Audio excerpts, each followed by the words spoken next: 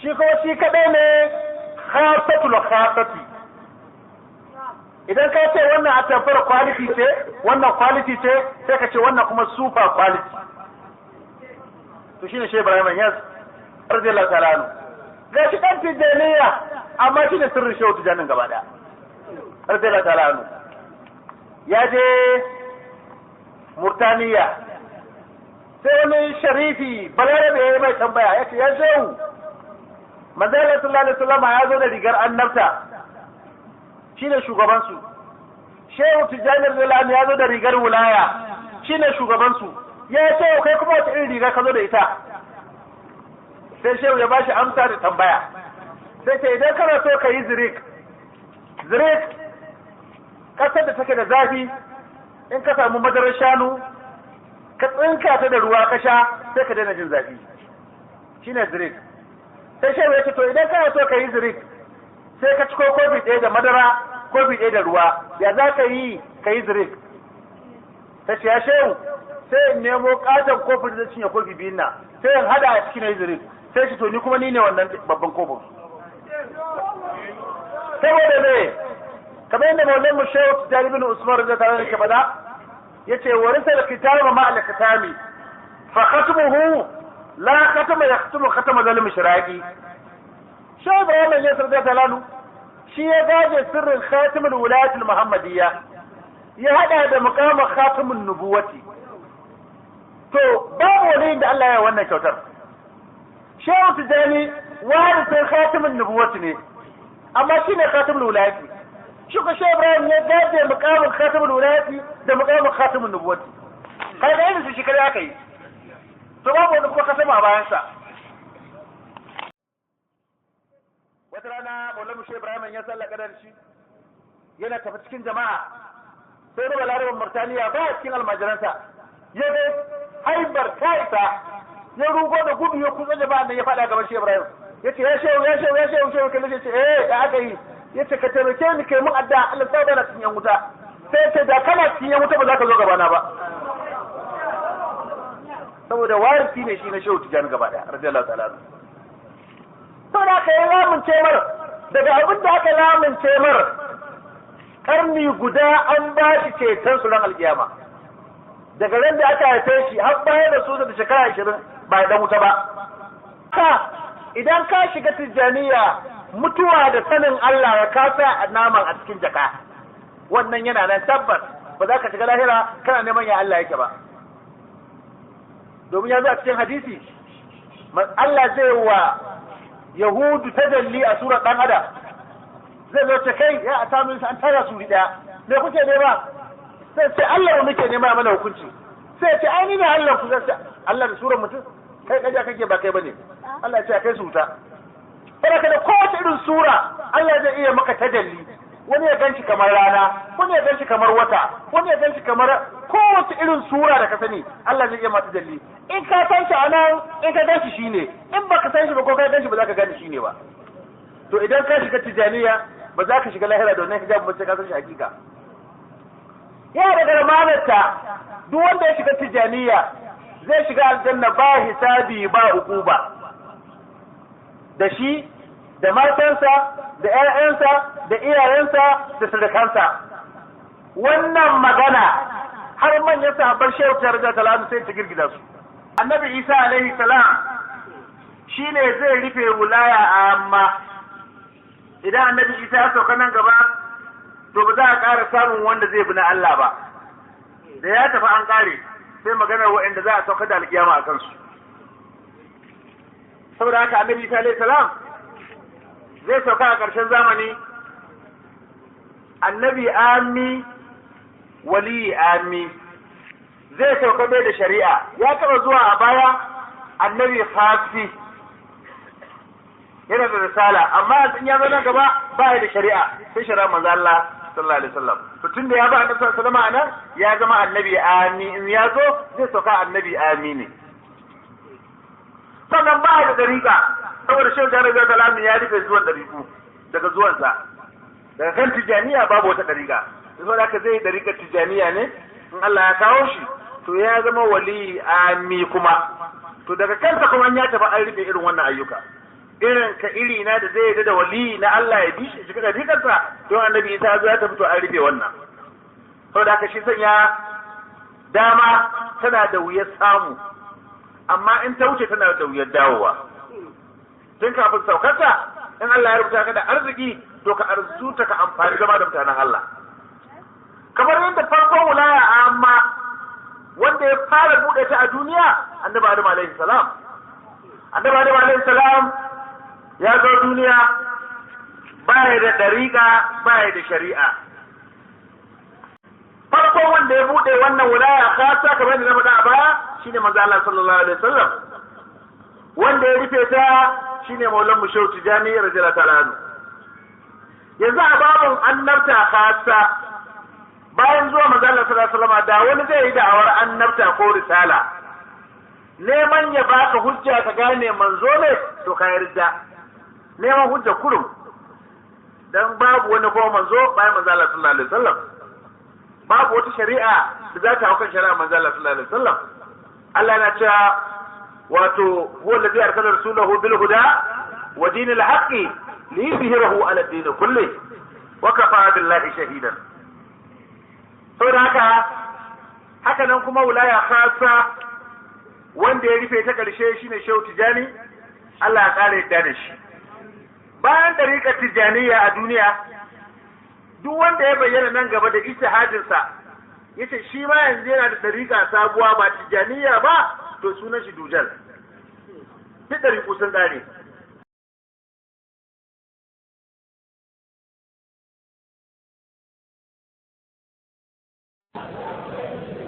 بسم الله الرحمن الرحيم الحمد لله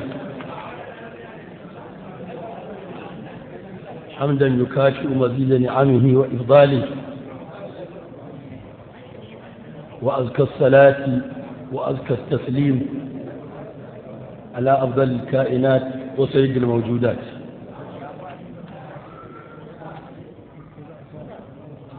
سيدنا مولانا محمد وعلى آله وصحبه ومن والاه بإحسان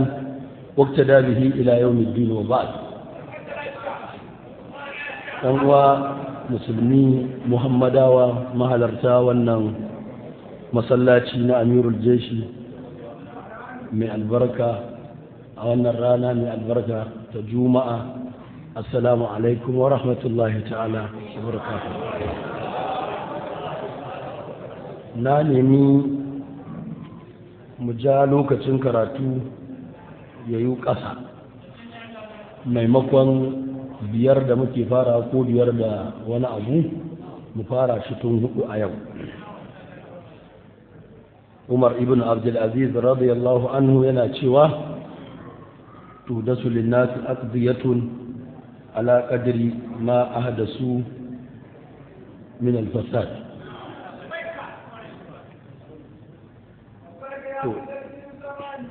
abin da yake faruwa kafin mu shiga karatu dan yi jan hankali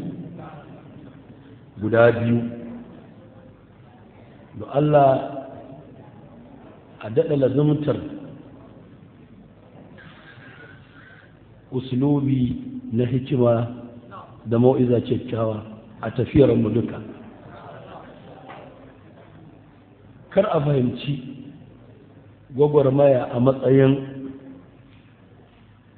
musayar wuta da wuta ko da kai an fuskance ka da wuta to kakka fuskanci abokin tankawarka da ita fuskanta shi da hujja ku dinga tsaftace harasanku a gun magana kar magauta ku zungurin masu gutsuri tsoma ya dinga sa ku dinga tunanin kwaikwayar su a usulubi ko da na da maimaitawa a wannan shafi na facebook ne na ji na kuma yadda ci muku mutunci ake ta fuskar ciwa iyayenku da shugabanninku na addini mutunci a wannan shafuka, amma wannan ba zai sa kuma ku zama mutanen banza irinsu ba. Duk wanda kaga ya shiga ya rubuta zagi mutumin banza ne. To kai ai ba mutumin banza bane, kana da alƙibla, kana da abin faɗa, ka jiru kan hujja, an ɗora ka kan aikin yi, an jin tafiyar ka kan gaskiya, ba a yaudare ka ba a ruɗe ka ba a ɗora ka kan shirme ba. Wancan in yi ba mamaki kai a gina kake, kowa ya kukan gidansu. Ku zama jarumai, duk zagin da za a yi ku yi tunanin ku magana wadda za ta zama ta ilimi. Ni shawaratacce idan mutum ne zagin ya gaji, me yasa yake zagin ne? Ya bar bai da abin faɗa. Na biyu, baya ganin yadda yake so, to ba shi da wannan ɓacin ran. Yana gaba ana gaba, ka bar shi da wannan ya ishe shi ƙarshen zagi. Haka da Allah kar a fahimci irin wannan, mune ne don kare gaskiya da tabbatar da ita. Wallahi Allah shi ne shaida, in ba don dole ba ni a san raina duk irin waɗannan gauraye-gauraye da wannan kwabra-kwabri in koma gifi in sa ido. To amma abinda idan ba kai ba dole wani yayi ba, kuma in ba a yi barna za ta faru, to za ka iya laifi gun Allah da rashin. Misali, wannan zama da zan yi a yau, wataƙila wani ya ɗauka cewa don wani ya je ni ya bar min na kira ko in kare kai ko in rama, ba haka bane. Da ni ya farwa ba ni sanin ayi. Babban misali kai, tun farkon wutar nan da ya nasarar kunnawa, kafin kowa a nan ya yi tari, irin wannan wutar da yanzu ya ji haɗin je kunna, a Gusau ya kunna ta. A Gusau akwai Muhammadawa waɗanda muke tare da su lokaci mai tsawo, ba ɗariƙan mu ɗaya da su ba, amma suna ƙaunata, kuma har siddi na yi kurraka ni na je gunsu. Fitinan nan na faruwa, su ya fara saitawa saboda sanin alaƙata da su wadda tana damunsa. Wataƙila ma ya yi raba ta bai rabu ba, ya ga kuma ga kafa, haka jiki na rawa, tun zura su. Ɗaya daga cikin waɗanda nake ƙaddara shi nake ganin hankalinsa, shi ya ɗau gabaran yi min majalisi. Abin takaici tun da ya fara har ya gama, babu kalma ɗaya wadda idan ban yafe masa ba zai kai labari kanta a lahira. Duk abin da ya faɗa ba haka yake ba. Inda ya fara zaman har ya gama, sai nake fahimtar ma talqini ne, gaggaya mai akai a waya. Ya taɓa bibiyar abin da yake faruwa a jami'ar Rasul ba, bai san komai game da abin ba. Da na sa kasa ɗin sai tausayin sai kama ni, amma da na dubi ƙaunar da muka yi da shi akan Allah, ina gama ji na ce Ubangiji na yafe masa. Na zauna da shi don Allah, kuma Allah ba arhace da shi ba, Allah yana da daraja. Daga jin yadda ya haka ya na san ɗora shi aka kan maganganun, ya ba zama ya tara jama'a ya yi ta'iyar musu. Duk kalmar da ya mun ba a yi ba, ko an yi ta ba haka aka yi. To amma ne yasa ban damu ba, an kawo min naji ni ya taɓa, to waye ni? Kuma da ya taɓa ni mai taɓa wace mu? Ya faɗa ya ce ya kira a daren da aka gaya mai ko aka ba shi abin da ne, sai da ya kira sama da mutum 100 a daren tsakanin Gusau da ƙauyukan ta yana gaya musu su ƙona kaza kasai na ji shi ya faɗi wannan. To amma kaga da cewa da yake cewa a ƙona kaza kasai wannan ban kuma wayarta ba, kasar kullum na sabu. wai misali nake bayarwa, inda duk wani nishi da aka yi ko wata kuwa ake tanka da an ji da yawa, amma a nan ba haka aka yi ba, wanda yanzu zaman da za mu yi kenan. Siddi ya tafi Haɗeja a kan ya farma ashabul kafi ta can, dan ni na fahimci karatun fiye da wanda suka aiko min da shi, zan kuma fahimtar da su abubuwa da yawa, domin da sun fahimci karatun yadda na fahimce shi ba ma magana da gaggayen za su faɗan ba, domin ya yi maganganu mafiya muni daga wanda su suka yi, saboda tunanin Allah ya kawo nasara a Haɗeja ashabul kafi har ta samu tabbatar da masallacin juma'a da tun daga samar da filin nufin Allah ne kokarin ta ne har gina shi ka ta fara masallacin juma'a shine kuma ya zamana gudunmawar da ya gaije kai ya raba tsakanin waɗannan bayan Allah ya dasa gaba cikinsu ya farraka kansu har ma ya jira kan duk wani waliyi da ya wuce cikin annabawan Allah da suka gabata saboda wai ashabul kafin da aka faɗa, ya kuma ga ya wuce ma ya faro daga sama duk ma wani annabi sai da ya hau kansa ya yi sukuwa, domin da annabi Adamu ya fara ya kaskanta shi ya zazzage shi, domin wannan hakin annabin Allah zagi ne abin da ya kamar da zan bayani, ya kira shi gama gari, ya kira shi cikon gari a lamba, ya kira annabi Adamu civilian da shi ne ani, ko da tana da ma'anoni masu zurfi, kalma ce mai muni, ya dinga ce masa ani ne, ya gangaro haka kafin annabi duk wani wali da aka yi ani ne, domin ba shi da ɗariƙa, domin abin da ke sanya tabbatar a sahabar kafi mun zaɓen tumin dare, mun kamo waliyan da gama garin, shi ne hadafin wannan duk akan ya tuzarta sunan na asahabul kafi, ya nuna wa mutanen Haɗejan rashin amfanin abin da shirman sunan, shi ne ya yi wannan da abin da za ku ji yanzu. Har annabi Muhammadu sallallahu alaihi wasallam bai tsira ba sai da ya kalmomin da riddaci mutlaka duk za a kawo, ya yi kalmomi akan khulafa'ul arba'a, ya yi kalmomi akan mala'ika Jibril, ya yi kalmomi akan annabi Isa mafiya muni, ya yi kalmomi kan auliya duka, duk saboda ya kai ga natija cewa in ban da gwaninsa ko ku gwaninsu babu wani gwani a duniya. Saƙon da yake son kenan ya bayar, shi ko Allah cewa yake kamar da bakinsa Allah ya tsiye shi ya buɗe majalisin da wani yu'azzim sha'airallahi fa inna min taqwal qulub, dan Allah ya kama shi da ita, ya kuma tabbata masu basira da hankali cewa ba cikin masu taqwa, yana cikin masu taqwa da bi wannan abubuwan da yi kawai dan faɗa da ashabul kafi ba. Yau da kai na ya je jira dariya zan dan da an saba, inda zuwa ce su fita daga ashabul kafi shikenan su fita, dama ai tarihi ne wata zai sani ba sosai, ni ban taɓa sanin hanyar Haɗeja ba, sunanta nake ji, gwagwarmaya ita ta kai ni, kuma mutan Haɗeja zuwa suka yi suka tadda ni inda nake,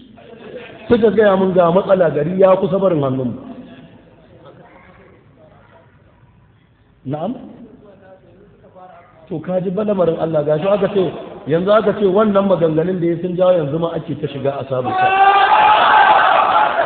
ba Allah ba ke ne. Duk wanda ya sani kudin nan da yawan ku kun raka ni garin nan, ni ban je haɗe da dan kai ashabul kafi ba, ni ban je haɗe da dan kai kadiriya ba, na je haɗe da dan kai ɗauki na yakin da ya cimma mutanen garin, kuma tunda ta kai da haɗe da akan addu'a bayan sallah an kori mutane daga masallaci, an kwace masallacin babban masallacin gari, ta kai ga Haɗeja fili na mutanenmu a hannunsu da takardunsa da komai khawarij sun kwace musu shi. Al'amura dai Haɗejan nan yadda ta kazanta ba kyau, da yawan kukun raka ni ba ɗaya ba ba biyu ba uku, na yi majalisi a Haɗeja a hunturin sanyi, na yi majalisi a Haɗeja a tsakiyar rana, kai na yi majalisi a Haɗeja ana kwazarin ruwan sama, aka buɗe min laima ana markar ruwan sama ina majalisi. kuma duk adiba majalisan nan da ne a haɗe da babu ɗaya da ne tallar ɗariƙar ƙadiriya babu ɗaya. Na je ne kawai abin da aka neme nan kai ɗauki, ni ba ruwana da wannan siyasa. Ni kullum abin da nake faɗa a ɗariƙa ta Allah, in ba ƙadire ya siyasa ɗariƙarsa aikin banza yake, ba tijjani ji ma ya siyasa ɗariƙa aikin banza yake. Amma in an yi ta dan Allah ba za ku, wallahi duk wanda ga yana jin bambanci a ɗariƙa ba dan Allah yake yin ta ba wallahi. Amma hailala ta zama daban-daban, ka tambayi kanka, istighfar ya zama daban-daban, salati ya zama daban-daban. To annabin nawa ne, Allah nawa ne, musuluncin nawa ne? Ka tambayi kanka wata maslaha ce ta sa ka tsani waccan kake son wannan, amma ba dan Allah kake. To shi kowa da Allah ya shi ya gane wa irin wannan black market din da sunan ɗari. Ni goma tsari na bane, kuma ya sani wallahi dukkan su sun sani. Magana ce guda ɗaya, suna ganin ko da ban da wannan irin tunanin na ra'ayin riƙau na ɗariƙa da ƙoƙarin sai na yaɗa ta nima. To a lisanul hali zai lazumta wa mutane ƙaunar da ake mun za ta sa a so ɗariƙata, shi ne musibar. Ya za a yi ita kanta ƙaunatawa a haramta wa al'umma, don kar wannan ta bayu ga ƙaunar shehi na, ta bayu ga ko ba a shiga ɗariƙar ba a so ta ko a ƙaddara ta, wanda ba a buƙatar. Karatun zai zo a ƙarshe, wannan babban majalisi ne domin zai haska masu hankali, musamman 'yan tijjaniya da suke ta dan Allah, za su fahimci amfani fa ake da ɗariƙar nan, ana gina kai da su. Shi kuma ba a zuwa lahira a dawo. In ka gane gaskiya ka ƙi ɗaukanta, to kai hasarar dama. Ba a taɓa zuwa lahira mutum ya roƙi alfarma an ba shi dama ya dawo. Ƙala rabbir ji'un ya ce mi,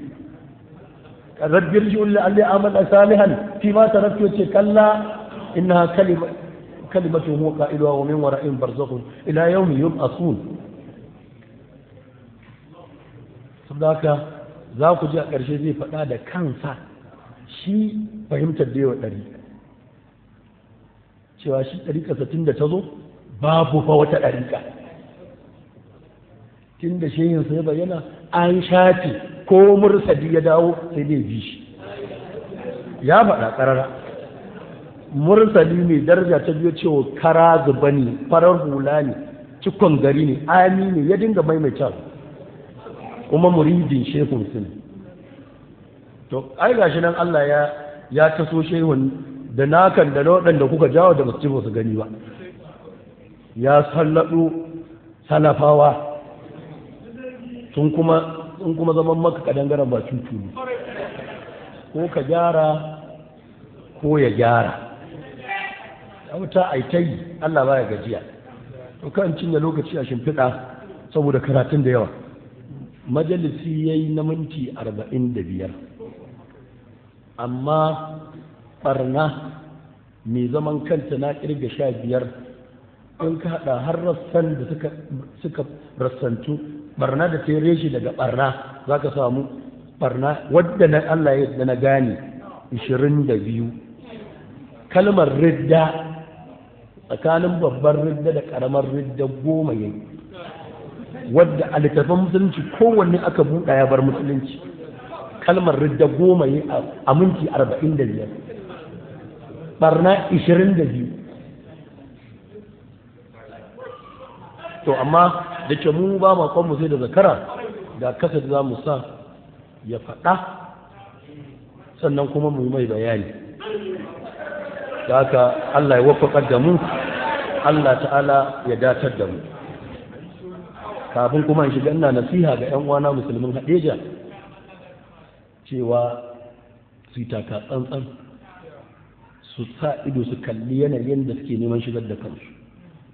Idan suka yarda da wannan sakiyar da ba ruwan, a nan Kano mun ganta da yawa. Bawan Allah na inda duk ya je an ka juya ka gani sai ka gani wanda duhu ba abin da ya bari a zuwa. Ku duba gwazaye, ya iya kunna wutar an gama, amma zai na masallaci. Ku duba tudun murtala matasan nan da suka zo na ji na buɗe musu makaranta, yana da ƙarfin zuwa ya ki abu, amma yanzu baya da ƙarfin raya abu. Ina suke yanzu? Ba makarantu. Wasu suna nan, wasu ma sun bar ɗariƙar sun shiga izala yanzu a sakamakon wannan harin da yake aka rushe makarantar, aka ɗau wani malami aka kai shi kuma kullum zaton da yake da li'irabi za a maganin yan izala, sai je ta ce musu zai musu li'irabin mubtada da labari, ya zama da ƙarshe makaranta ta fashe. Abin da kai ci ma su yan izalan wasu ga dinga kai masa hadiyar burodi yana zuwa yana musu karatu su ma yana koya musu larabci. To gure ya mutu. Yanzu a Kurna akwai wasu matasa, akwai wani bawan Allah ba tijjani ne mai irin halina, ba shi da magana ɗariƙa wance ɗariƙa wance. Malam Sani Darma, don sani ba ko na nan? Sani Darma a Kurna, yana da ban gan shi ba. To akwai matasa da daga gonsa yake turo suke zuwa ashabul kafi. Wallahi matasan nan ba Allah nan sai da ya san abin da ya haramta musu zuwa gunnan. Kuma mushkilar babu abin da ya assasa musu. Yanzu an tabbata mun wasu suna nan sun sarri sun bar ma ɗariƙar gaba ɗaya sun tafi waccan hanya. Shi ya fi gane wannan. To ina ji wa mutan haɗe da wannan domin ko a watan jiya an kira ni daga haɗe da cewa an kori 'yan wazifa daga wani masallaci a cikin haɗe da an ƙwace shi ko a watan jiya. To ya ilahi ya to gashi nan suke gaya mutan haɗe da haƙƙallan ma aka yi yaga aka sassare su amma bai je akan wannan ba. Shi ne musibar sa ashabul kafi. To matsalar ta zama ibnai adama dai ta zama kamar matsalar ibnai adama. To idan shi kabila ne ni zan zama habila insha Allah. La in basatta ilayya yadaka litaqtulani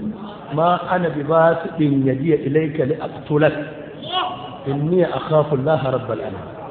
Wannan musiba Allah ya gane da shi ya shagala da harkar sai ya fahimci cewa ban tare masa komai ba a duniyar nan. Yanzu ko ba komai wutan nan da ya kunna wace riba ce a ciki. To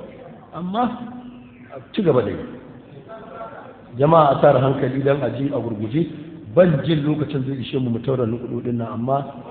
bari mu ga abin da zai samu. Menene aka rike magana da sulma ya bude wulaya fasa dukkan waliyi ko mai kafetarsa in bai da rigar kansa yana cikin amma waliyan Allah tabaraka wa ta'ala ko da kudi biyuwa ne saboda ko ka zama kai ne na Allah ko ka zama tare da na Allah. To na Allah ɗin su ne kasa waliyan Allah wanda ya taru da su shi ne ayi. To kafin zo magana sallallahu alaihi wasallam ba a taɓa samun waliyi khasi ba, waliyi da yake da dalila ta kansa. Saboda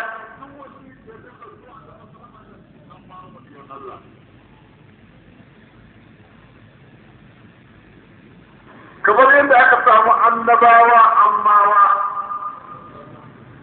su annabin da zai da risala sai ya jikina da risala zai kai to yana cikin ammawa annabawan Allah. Masu risalar kansu su 313 su ne kamsawan annabawan Allah. Wanda yake wannan annabta shi ne mazalar sallama shi ne alfarki da ba ta bata kuma ya zama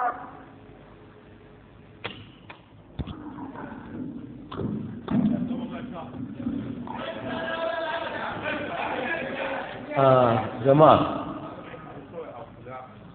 nukdar da ya tattauna ya fara da ita maganar fassarar alfatihi lima ughliqa wal khatimi lima sabaqa. To a wajen bayanin ma'anar alfatihi lima ughliqa shine kun ji abin da yake faɗa, ƙofar wilaya khassa wadda take rufe kafin zuwan annabi. Wal khatimi lima sabaqa kuma shine rufe ƙofar nubuwa ko risala khassa. Don haka ya fidda natija biyu. Ta ɗaya, kafin zuwan annabi duk wani waliyi da aka yi an nini ba khas gama garin shi, tare da yadda ƙur'ani ta cike da labarin manyan waliyan da Allah ya ƙaddasa. Ya kamata mu girmama littafin Allah. Bai tsaya nan ba, ya ce hatta shi kansa annabi Adamu annin annabi ne, gama garin annabi ne, bai da shari'a. To abinda nake cewa a nan batun cewa duk waliyin da bai da ɗariƙa wato ya zama waliyi an ya ce ko kuɗi jiwa ne.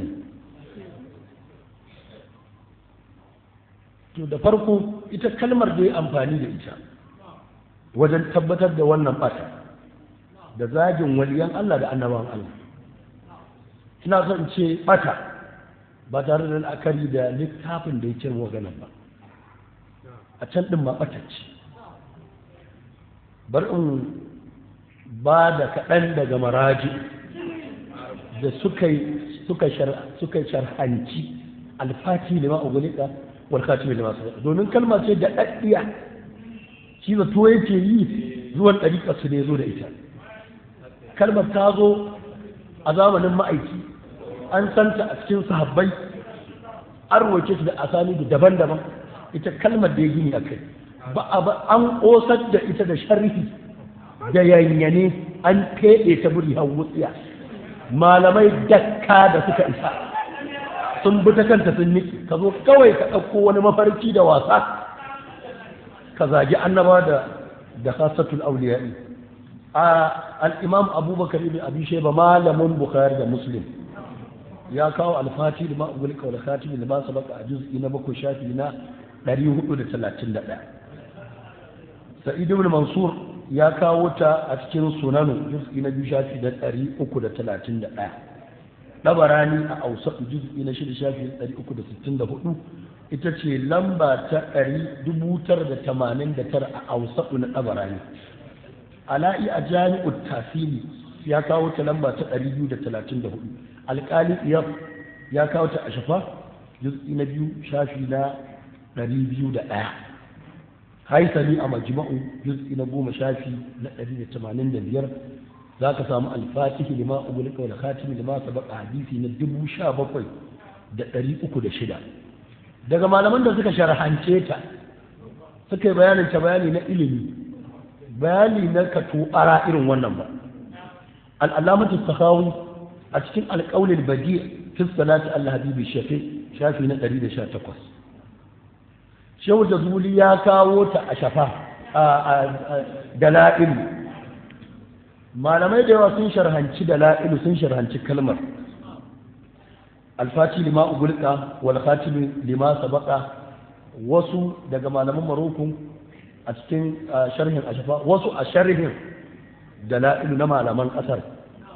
An san shi Shehu Alƙali yana Murakush, shi kuma Shehu Jazuli shi ma yana nan, duk kusan ba nisa ma inda suke, duk a cikin Murakush suke. To akwai Nasimur Riyab na Kafaji ya sharhanci Al-Fatih lima ugulika wal khatim lima sabaqa a juz'i na 3 shafi na 474. Da lokaci duk sai a kawo. Akwai Mulla Ali wanda aka sani da Alƙari ya sharhance ta cikin Sharhu Shifa juz'i na 2 shafi na 126. Akwai Abdul Hayy al-Kattani mutumin Maroko ne, ya sharhance ta cikin Salasilul Barakat al-Muwassilatu bi Dala'il al-Khairat ko al-Muwassalatu bi Dala'il al-Khairat shafi na 214. Abu Hamid al-Mahdi ya sharhance ta a cikin Madali'ul Masarrat sharhin Dala'il al-Khairat. Abul Abbas al-Faghiri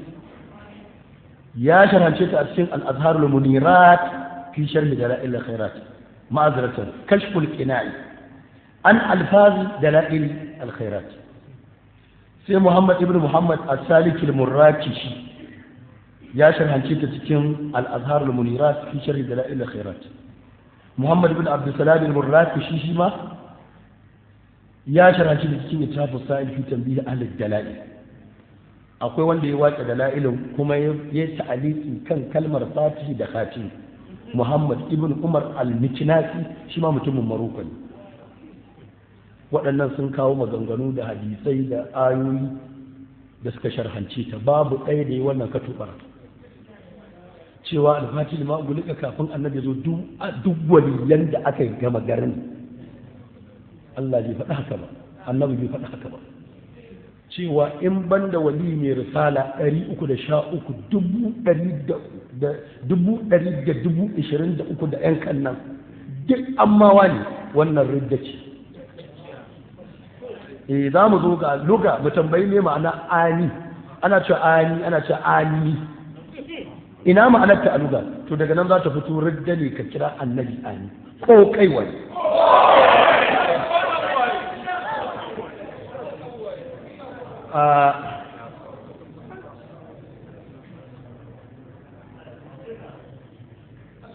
Jama'ar annabi, wannan na faɗa daga waje, amma daga cikin gida idan aka koma rimahu hizbir rahim na abu hafsin Umar ibn Sa'id al-Futi ya sharhanci al-Fatih lima ughliqa wal khatim lima sabaqa. An san da yake da dukka da zurfafawa, ba littafin da za ka samu wanda a tsarikunsa da waɗanda suke gabace shi da wanda suka zo bayansa mafi yawan ma kamar su suka yi raju duk usulubinsa suka ji. Rimahu juz'i na 2 shafi na 458 babu wannan katubar a ciki, don wata ƙila ce a wannan da ka kawo duk mahajubai ne, shi ma shi Umar da Futi mahajubi ne, don shi ma bai san wannan ma'ana ba dan bai kawo ta ba. Wannan kenan cewa dukan annabawa kafin manzon Allah ya zo ammawa ne, annabawa ba auliya. To da farko mutum ya sani fa addinin musulunci ba wasa bane, inda haka addinin yake da bai zo yau kawai ka kwashi taushe ka ji a hada maka lazifi ka faɗa abin da kaga dama. Muna kalubalantar wannan kalmar cewa bata ce, kafin annabi zo duk wani wali da aka gama garin alqur'ani yana ƙaryata ta, tana ƙaryata qur'ani, hadisai suna ƙaryata ta, tana ƙaryata su, cikin biyu dole a ɗauɗa. Amma muna jiran mutum ne magana, me hujjar ka ta cewa duk wali da aka kafin manzo Allah amini, sannan mu kuma ka ji namu bayani. Amma yanzu ne muna faɗa riddaki faɗatta ko a ina ka ganta. Wannan kenan da ya zo kuma tama al'umma, wannan game da al'umma da suka wuce kafin manzo Allah kenan. A al'ummar da suke waliyai na al'ummar annabi su kuma ya ce ne, ya ce in dai ba ka da ɗariƙa amini ko kai ne kuɗu biwa. Ni kuma ina cewa wannan maganar ridda ce ko daga bakin wata fito. Da farko mun san akwai wani kuɗi mai suna Abubakar ne Siddiq, bai da ɗariƙa, in ka isa ka ce amini. Akwai wani kuɗi Umarul Faruk, ba shi da ɗariƙa, in ka isa ka ce amini. Akwai wani kuɗi Usmanu Zunnurai, in ka isa ka ce amini. Wallahi ruwan sha sai an tauna ma, amma ba da gora ba da hujja.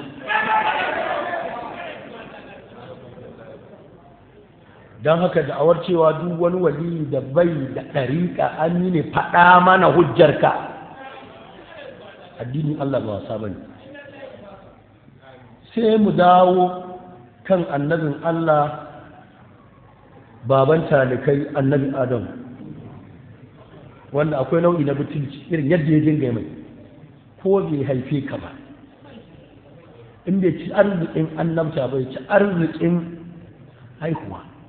yadda ya dinga hawansa an ne dinga maimaitawa. To anan dai matsalolin da yawa, bari mu takaita kan muhimmai. Jama'a itlaqin kalma anni a haƙƙin annabi daga annabawa kowanne annabi ba Adamu alaihi salamu kawai ba ridda ce. duk annabin da ka kira anni ka yi ridda mutlaka. wannan a san wannan domin kalmar a lugance kalma ce da ba annabi ba ko ni ko kai ko shi aka ce masa anni zai ga an kaskanta shi. kalma ce da za ka iya zagi ita mutlaka kuma zagi mai ciwo. ana cewa ani ummi am jam'u amma jam'in kuku awamu. me ma'anar ani ko awamu ko amma shine aka ce urdatun nas gama garin mutane tarkacen mutane a lugar. aka ce al'ammatu suka ce ana cewa da alƙiyama al'ammatu kamar da ibn asirika cikin nihaya juz'i na 3 shafi 273 ya kawo hadisin badiru bil a'mali sittan zuwa faɗin annabi wa amral ammati yace arada bil ammati alqiyama anan annabi na nufin tashi alqiyama da kalmar amma. akwai ana cewa al'amayni in an ce a'amayni ma'anarsu as-sailu wal hariq ko dai ambaliyar ruwan sama ko gobara ana ce musu a'amayni. inniya kuwa al-jahala jahilci. amma yace subhi ce baki yace zulmatil layli raguwar duhun dare. wal ammatu aidan al-qahdu ana cewa da fari amma. ya kawo hadisin sa'altu rabbi Allah yuhlika ummati bi amma ko bi sanatin bi amma. ana cewa rajulun ummi da rufa ma'anarsa ani ko rajulun qusari ma'anarsa khasi. ana cewa al'amaya ma'anarta jahala wauta. ya kawo hadisi inna lanal ma'ani ma'anarsa al'arabi al-majahula ƙasar da ba a san kanta ba. mufradinta ma'ama. in an ce amal mawju amyan ko amal mawju amyan ma'anarsa rama bil kaza wada fa'ahu ya ɗibu ƙazanta ruwa ya ɗibu ƙazanta ya yi ambaliya da ita ana ce masa ama. in ku aka ce rajulun amani bi kaza ya ce ma'anarsa ramani bi tuhuma ya jifi wani da tuhuma shine amani bi kaza. al'amu duk wannan masajiru ne na kalmar dan ku ji babu abin arziki cikin ta gaba daya. al'amu abdalalu qasa duk ko masajiru ɗaya ne jam'in sa al'ama'u ta'aniya ko talbisi rainin hankali. Allah ya ce fa'an yat alaihim al'anba'u yawma idhin sun rasa inda za su sa kansu a ranar. labarin ya sha bamban. ai iltabasa ya rikitar da su. hadisin hijira kuma la'u'anniyanna alaman wara'i ai la'ulabbisanna alaihim zan rikitar da su rikitar da mutum ko batar da tunaninsa. to in ka bi dukkan masajirin kalmar da istiqaqatunta wanda duk ka faɗa wa annabi zaka ga zagin sa kai ba ta da wani abu a ciki wanda za a iya kallanta ta wannan fuska a gaya wa annabi ita. da ka duk wanda ya gaya annabi daga annabawan Allah ani babu shakka ya rabbi sai ya sake shiga musulunci. Allah kai mana magani. na ɗaya kenan. abu na biyu ya ce annabi adamu bai da shari'a. to ni kuma abin da nake cewa ya kawo min malami ɗaya wanda sunansa malami saka kawo min dusa malami na ce. akwai masikeli da ake auna mutum a duniyar ilimi a ce masa malami. in ka san wannan ma'aunin auna ɗaya ka bani mutum ɗaya da ya ce annabi adamu bai da shari'a saboda shi ma mu sa shi a lissafi. jama'a ji da kyau shi menene annabiyu ne. ya kamata kafin kai magana kan hukuncin annabci da risala ka san ta'arifinsu. A cikin shu'abul imani Baihaqi yayi bayanin ta'arifin in an ce annabiyu me ake nufi da annabiyu. A juz'i na 1 shafi na 150 yace ismun mushtaqqun min an-naba'i, an tsago shi daga kalmar naba'u wa huwa al-khabar, shine al-khabaru labari. illa anna al-murada bi hadha al-mawdu' inji Baihaqi yace abinda ake nufi da annabiyu anan khabarun khasun, wato labari ne na daban, ba duk labari bane aka ittiqaqin nabiyu, ba ana nufin mustaqi bane daga dukkan naba'u mai ma'ana khabaru, sai ya zama khabarun khasun. kun ji kalmar khasun dole sai ta shiga ma kafin ma'anar ta fita. a duba cikin juz'i na 1 shafi na 150. ita kanta hususiyar a cikin kalmar naba'u din aka kunsa ta. Baihaqi shi ya kawo wannan, a duba gunda na faɗa. yukarrimu Allah azza wa jalla bi ahadan min ibadihi, wannan labari da Allah yake ce na daban khasun. to kaga yanzu wanda ya zama yunabba'u bi khabarin khasin, alaysa bi khasin huwa, bala innahu la khas, naba'un khasun huwa khabarun khasun yukarrimu Allah azza wa jalla bi ahadan min ibadihi fa yumayyizuhu an ghayrihi, sai ya rabe shi daga wani sa bi ilqa'i ilayhi ta dukkan wannan bashi wannan labarai. Allah ya kibanci ka da wasu labarai daga gunsa na daban, ko dai dan ya sanar da kai, ko dan ya baka sako ya sanar da kai ka sanar da wasu. wa yuwaffiquhu ala shari'ati wa yuqifu ala shari'atihi. kun ji kalmar shari'atu, duk kalmomin biyu da ya kore ga su a ta'arifin kalmar. ba a kiran mutum nabi'u sai an samu khususiya a khabaru, ba a kiransa nabi'u sai Allah ya waffaqar da shi ala shari'atihi. da yake cewa annabi Adamu ba bai da shari'a, kuma littafai kafin ka kama lasifika ka ɗebi taushe kai sirin bahana. ba haka nake bani, inda haka nake da tuni wasu waɗancan naka sun gama da ni, kuma da tuni na rubuto da ɗariƙar rufin da yake sama ya danne ta. ina irin wannan wata ake zuwa ana kai karatu kan kai magana,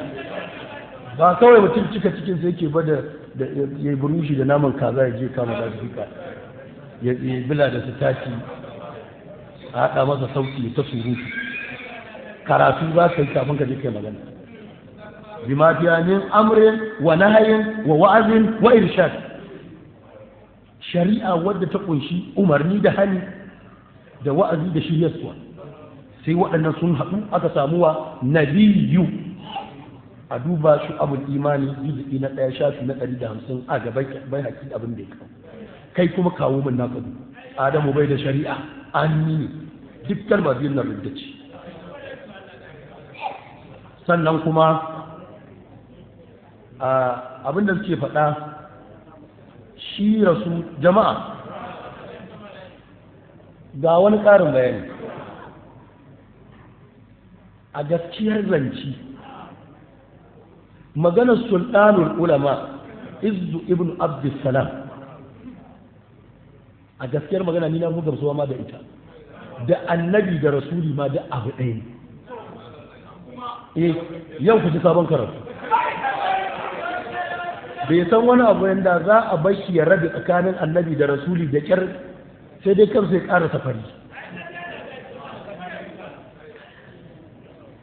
jama'a a ji da kyau, sun rarraba, ana samun rasuli kamar da ya faɗa rasuli a zartar ba, rasuli mutumin da yake da shari'a shine rasuli. to ba haka bane, ma'ana wanda ake wahayi. ana samun rasulin da ba da shari'arsa yake aiki ba,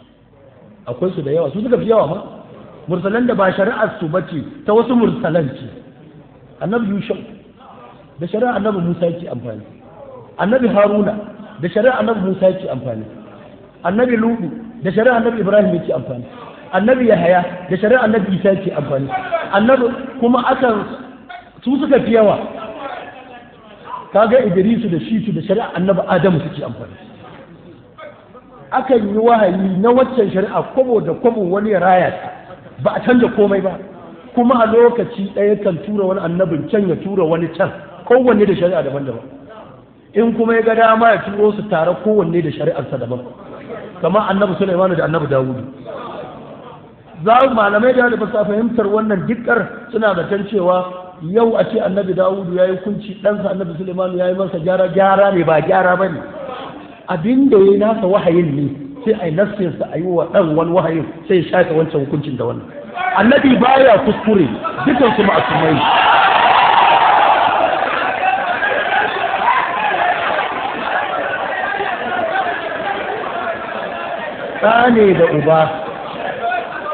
ɗa ne da uba amma shari'ar kowanne a cikinsu daban ce, kowanne ne masa wahayi. Shi yasa za a ga shi ne mai zabura amma kuma hukunce-hukuncen ɗansa sun fi dacewa. To ya za a yi wanda ya ci ake wa wahayi shi ne mai littafi kuma ya zama shi yake kuskure, wanda ba shi ne mai littafi ba shi yake daidai. Dukkan su wahayi ake musu da shari'a mai zaman kanta, kamar wannan ta maganar aure na aja suka ilani ajiyi, kamar ta maganar mata biyu masu rigima kan jariri, kamar ta maganar masunci da manomi. Duk waɗannan wahayi ne mabambanta. fa fahamna Sulaiman nan wahayi ne, ai ba ta fahima ha Sulaiman ba, ce fa fahamna, kaga wahayi ne. Nafsi wancan aka da wannan ma nan sakh min ayati naw nunsiha nati bi khairin minha aw mithliha. Dan haka yadda na faɗa, in matsalar nan baje ta za a yi sai a yi mata littafi, me annabi me rasuli, kuma ya ake tantance su. To a ƙarshe nake cewa ga wata ni zan aji yau yi sabon abu, tun da ya ɗauko can magana bari in koma sultaniya, ma'ana mazhabar sultan ulama. Shi izu yana cewa da rasuli da annabi ma da abu ɗaya ne. Ga kaɗan daga dalilansu. Aya ta 52 cikin suratul hajj, wa ma arsalna qablaka min rasulin wala nabiyyin illa idza tamanna alqa shaytanu fi umniyatihi. Allah ya ce wa ma arsalna, ba mu taba aikawa ba qablaka kafinka min rasulin wala nabiyyin, ashe da rasuli da nabi dun mursalai ne daga Allah. Ya ce ma arsalna, ba mu taɓa aikawa ba min rasulin wa ma arsalna min nabiyyin. To me ma'anar rasuli? Allazi arsalahu Allah. Sai ce to wannan ayar abin da ke nuna da nabiyyi da rasuli din mursalai. Daga cikin dalilansa na cewa da rasuli da nabiyyi abu ɗaya ne, suratul a'raf ayat 94. وما أرسلنا في قرية من نبي إلا أخذنا أهلها بالبأساء والضراء لعلهم يضرؤون. ننسى الله ما يشير الرسول يتشكم ما أرسلنا أي فان كلمة النبي يتشي ما أرسلنا من رسول ما لن يقول دين النبي رسولي وما أرسلنا من نبي بيمكن ما أرسلنا يدشي يتشي أوكا dukkan ba a aika ba a irsali sai rasuli. Allah ce ma arsalna min nabiyyi. Ya ce haka wannan yana da tabbata duk annabi rasuli, saboda wannan ta'abirin nakarawa ta nuna ganewa. Ya ce min annabi zai a nemi waye, min nabi kowa shi duk nabi rasuli. La'allahu yadarru. Daga dalilai yanzu aya ta 164 cikin suratul nisa'i, إنا أوحينا إليك كما أوحينا إلى نوح والنبيين من بعده. أوحينا إلى نوح والنبيين من بعده. دع النبى الله شو من مسواه،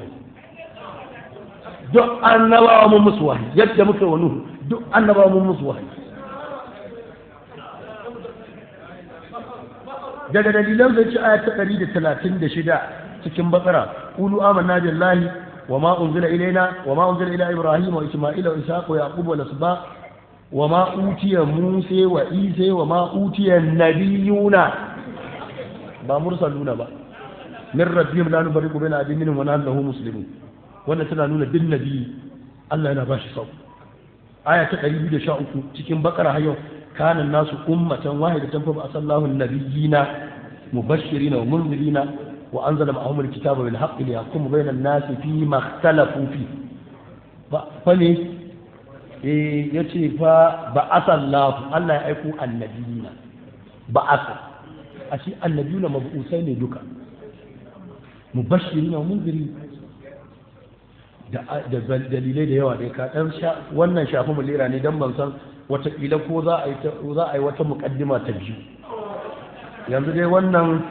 na kira ta da sunan ita wannan mujalar a matsayin taɓa ka lashe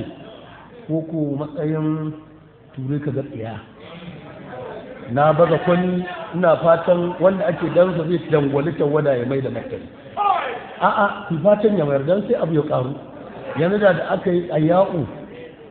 ba a yi kashi ba a samu asa to da ba a yi tufa ba ko samu mukaddima ya za ku yi fatan ku ce ai ba zai iya ba ku yi fatan Allah ya sa ya iya yanzu wannan na kira ta da sunan idza lam yakunu na mata suna dai idza kanu awaman faman humul khawas sunan wannan in na gama ku garbe ta masu ku waɗannan ina yaran nan ku zo ku karɓe ta ku maza a je a bugu in gaggyara ta idan kanu awaman sunanta in dai su gama gari ne to ga yamin su a kifantattu sunanta kenan wannan sunanta ture ka gatsiya domin wallahi tallahi wannan idan wannan wasan ya ci gaba a nan za a kuma shan wani mamakin mujalladai zan yi tare da ban san komai ba dan zuwa in ina faɗa da zai ce ina da'awar ilimi ai mun haƙuri mutum ne da magana ta jahilci dole in fito da ta ilimi kuma dai in ba da wannan za a yi addini ba to da me za a yi shi wannan kenan jama'a mu dawo magana cewa annabi adamu ba rasuli bane wataƙila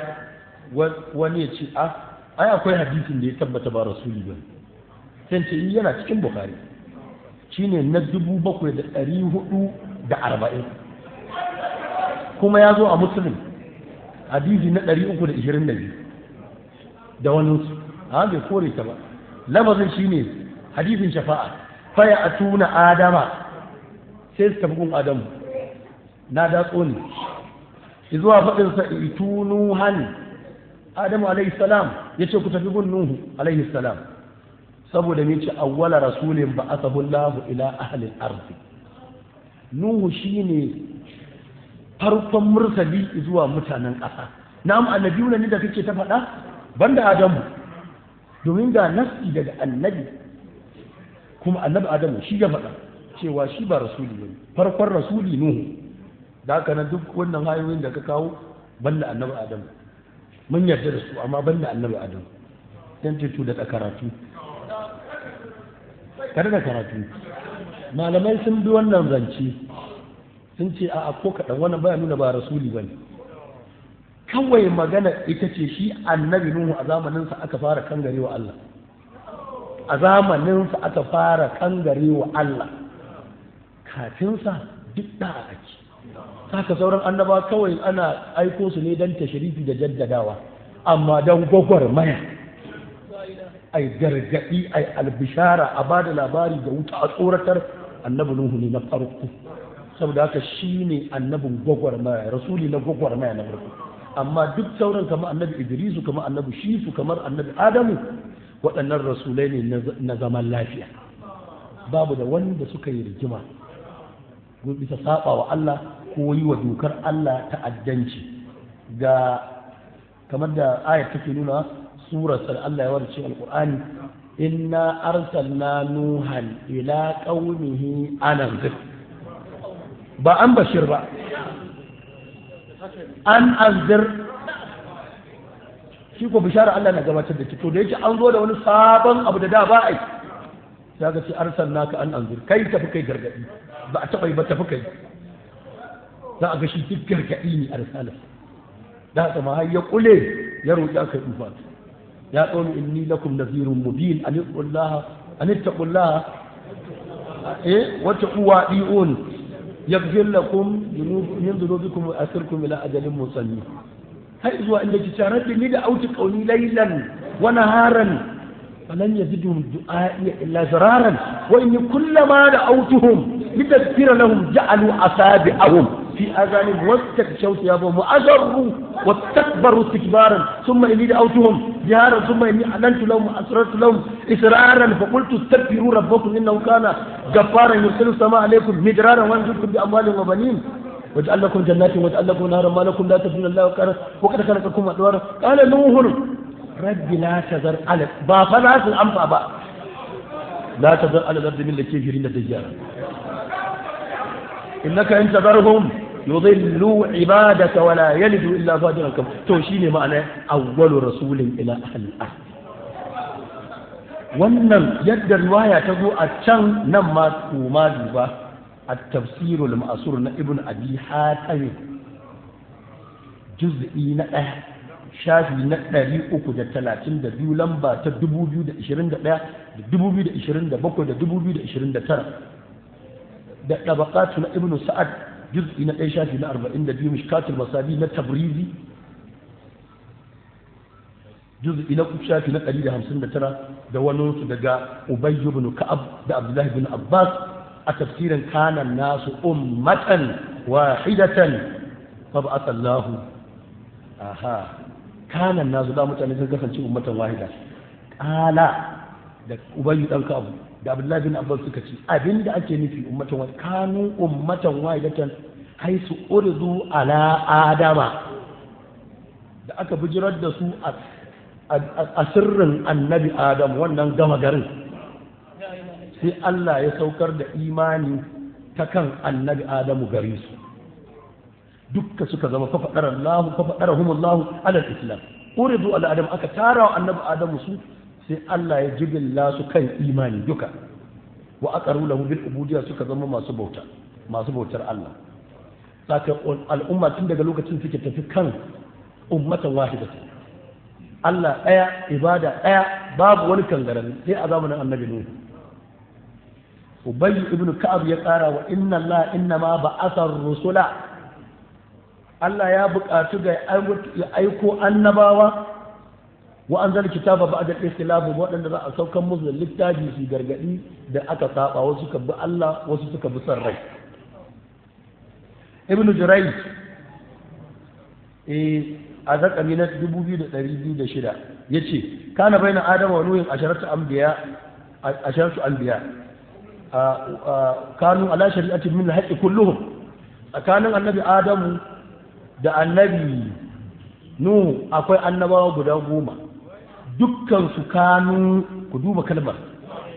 kanu sun kasance ala shari'atin kalmar da yake babu annabi adamu bai da shari'a ya sunan wannan kanu ala shari'ati min alhaqqi kulluhum dukkan su 10 nan suna kan shari'a ta gaskiya daga annabi nuhu zuwa mutum annabi adam zuwa mutum 10 tsakanin su da annabi nuhu a duba lamba ta 226 ibn abbas cikin tabaqatu juz'i na shafi na 42 yace kana bayna adam wa nuhu asharatu qurunin kulluhum ala al-islam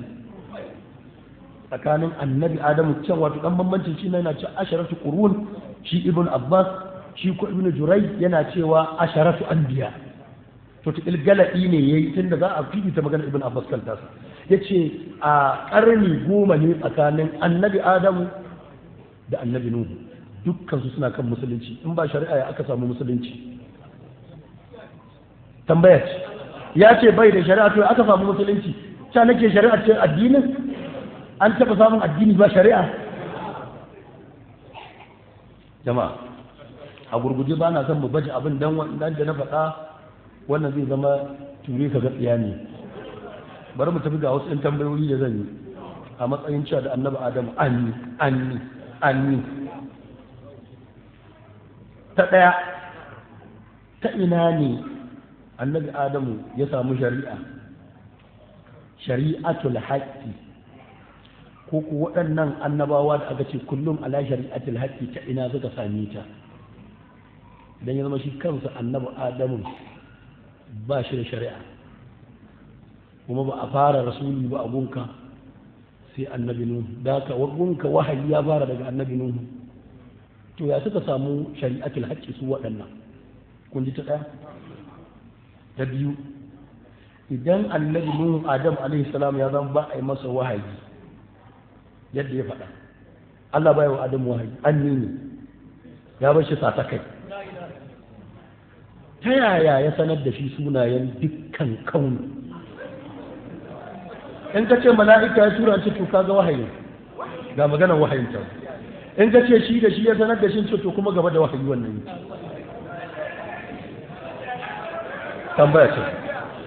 tambaya ta uku wai shi wahayin nan da ake faɗa tsakanin Allah ya wa annabi wahayi shi da kansa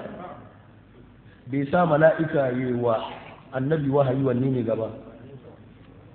to sai muka ja cewa allama adam al-asma shi idan ka cire manzo Allah zaka iya buga kirji ka ce babu wanda aka yi wa wahayi mai daraja irin na annabi adam tambaya ta hudu akwai hadisi a cikin musnad shine na 26323 da mishkatu na tabrizi hadisi na 5737 da ibn hibbana juz'i na 14 shafi na 69 da tabarani a kabir juz'i na 8 shafi na 130 da sanadi ingantacce daga Abu Zarr da Abu Umama al-Bahili lafazin na farkon ne shine Abu Zarr al-Ghifari yace qultu ya rasulullah nace ya ma'aikin Allah ayyul anbiya'i kana awwalan wanne ne annabi na farko kala adamu yace adamu ne na farko qultu ya rasulullah wa nabiyyun kana dama annabi ne shi kala yace nabiyyun mukallamu annabi ne da Allah ke magana da shi kaji amin naka kuma shaidar da ya samu daga shugaban talikai shi wannan gama garin magana Allah yake shi amma duk hasawa wannan naka wanda za a zuwa ƙarshe dan duk farmakin dai magana ce wasu hasawa ya ware wanda su kuma zai kawo su a magana annabi ko ta Allah ko ibari da su sai dai kai ababun kyakkyawan da su amma ababun yaqini ƙaryarka dan ba wahayi to shi wannan gama garin annabi ce Allah yana magana da shi to ina son ka fassara mun me ma'anar mukallamun mu haɗu a gaba tambaya ta biyar idan annabi adamu bai da shari'a ya Allah ya ce wa asa adamu rabbahu baghaw an taɓa sabawa ba shari'a to ba na amsa tambaya ta shida dukkan annaba wanda yake faɗa 313 su ne hasawa ba fa nasu shaci faɗi ne kawai to dukkan sunan in ka cire annabi mala'iku ne suke koyar da su shi kuma adamun nan an yi Allah ce shi yake koyar da mala'iku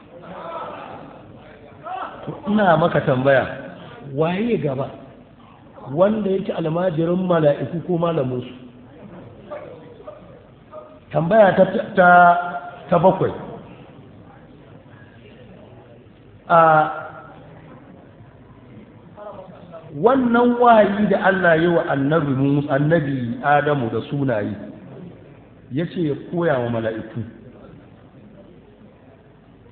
a iya fahimtar ka me ake cewa risala bayan Allah ya sanar da kai abu ya ce sanar da wasu akwai wani abu da ake cewa risala bayan wannan a shi kaga inda hankali sai ka gano shi rasuli ne zuwa ga mafiya daraja daga ɗan adam su ne mala'iku shi rasuli ne ga mala'iku Allah ya sanar da shi ce sanar da mala'iku ina hankalin ka tafi kake kiransa anni ka yi da sai in ka sake shiga baya ga nan tambaya ta 8 Allah yana cewa wasu kurfin kitabi Idris innahu kana siddiqan nabiyya ka kora ayoyi har zuwa aya ta 58 idza tutla alaihim ayatuna wa ayatul rahman kharru sujjadan wa bukiyan da Idris ya fara al-lissafi da karshe yace natijar me za a tuna irin rawar ganin da suke a gabana daga ciki shine zagwanyewa Allah in ana karanta musu ayoyina suna zuba suna masu kuka suna masu yi sujada. Idrisu ya girma annabi Nuhu kakansa ne, wace ayoyin ake karanta mai yake kuka yana sujada tunda ba shari'a ba wahayi.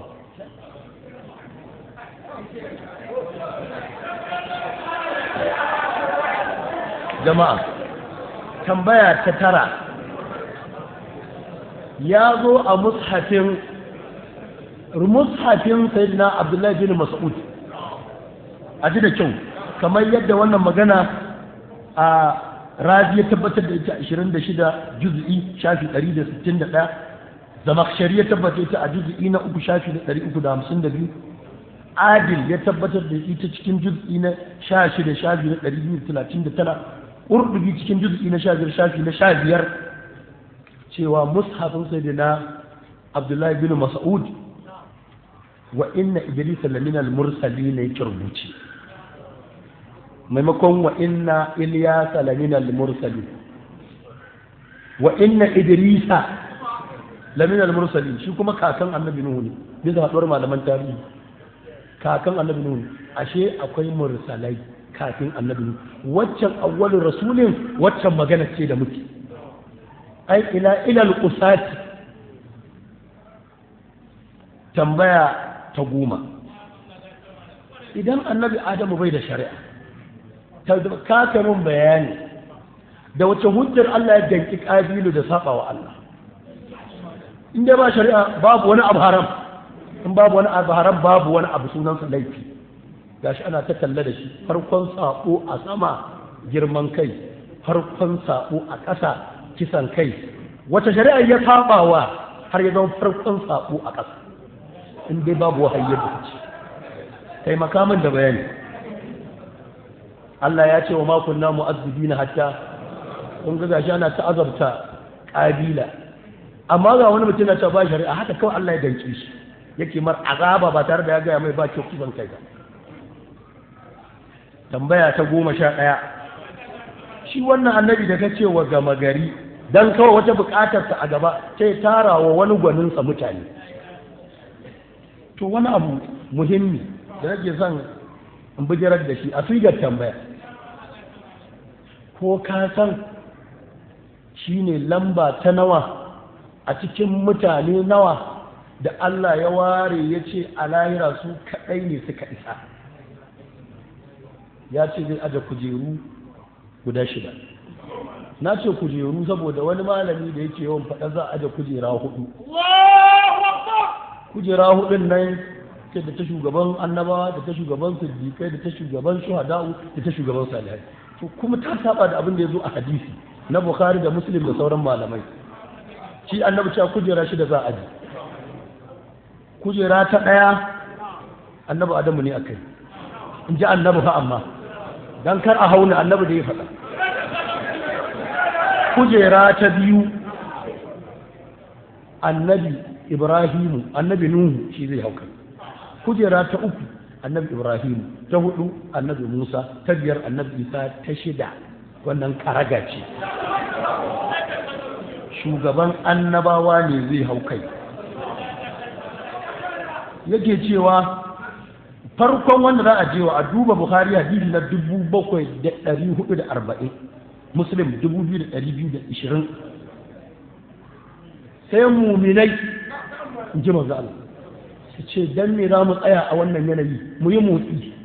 sai su haɗu. Na datse hadisin na ɗauko malu shaji, sai ya ce annabi ce sai su zo wa Adamu alaihi salam, sai ce anta abun nasi, kai ne uban kowa,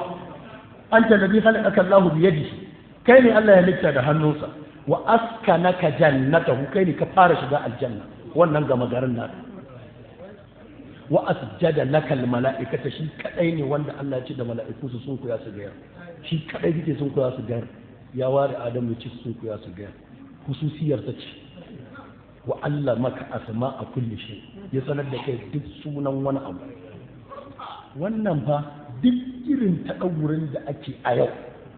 na likitanci ne, na kimiyya ne, na fasaha kere-kere ne, na baramun ƙasa ne, na sararin samaniya, duk daga wannan ilimin na annabi Adamu. Amfanin kowane abu da sunansa duka daga wannan ilimin ne. shi yasa aljanu ba su da shi, mala'iku ba su da shi,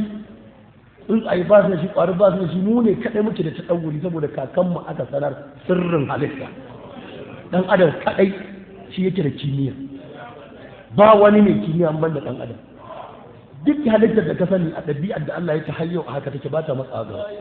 saboda ba su da wannan sirrin na gadan ilimin wirasa daga kakanta. Duk wannan taɗauratin arzikin annabi Adamu mun sani shi kuma daga hasken annabi ne. To amma dai yanzu muna magana ne kan wanda ya ce mai gama gari, dan mu ga zai iya tarewa, ba kai ba wanda ya faɗa maka gama garin ne ba zai iya tara wannan abubuwar ba.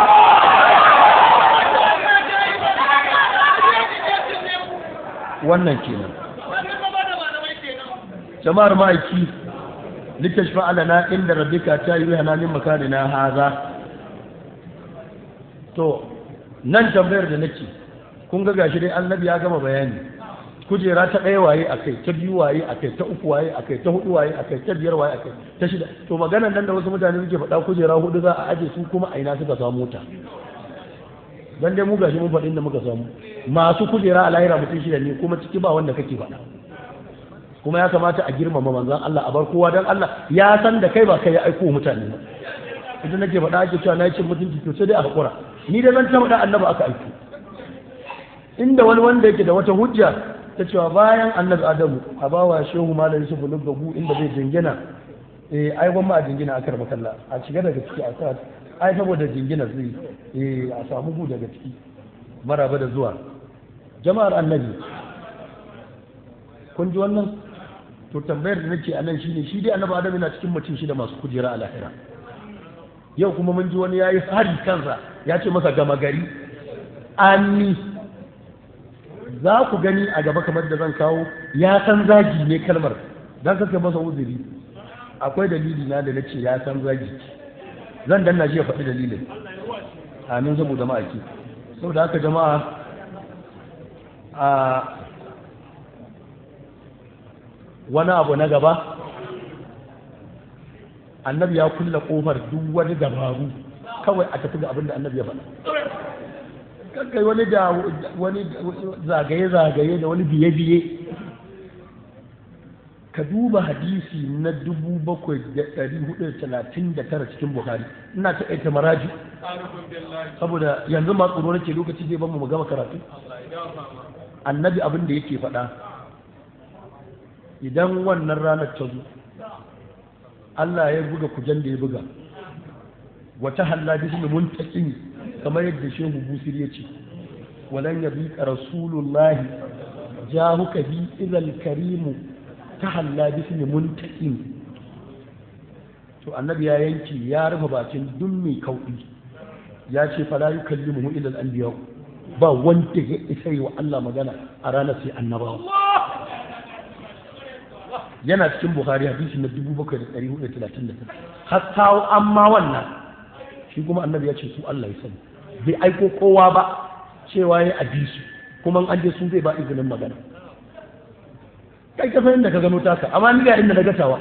kuma ni da nake da wannan daga annabi wallahi ba zan ji tsoron gaya maka ita ba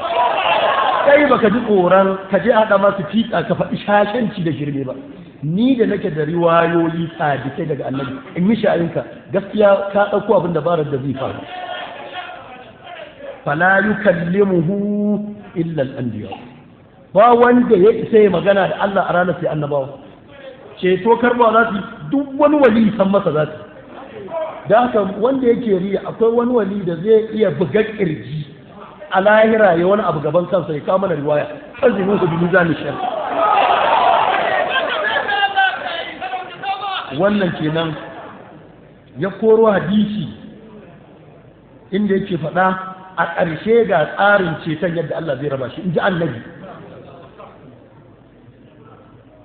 bayu shafi'u sai Allah ya raba shi ceto ga jinsi uku na ɗaya annabiyuna Allah zai ba annaba zai fara danƙawa kasansu sannan su kuma su ba wa almala'ikatu mala'iku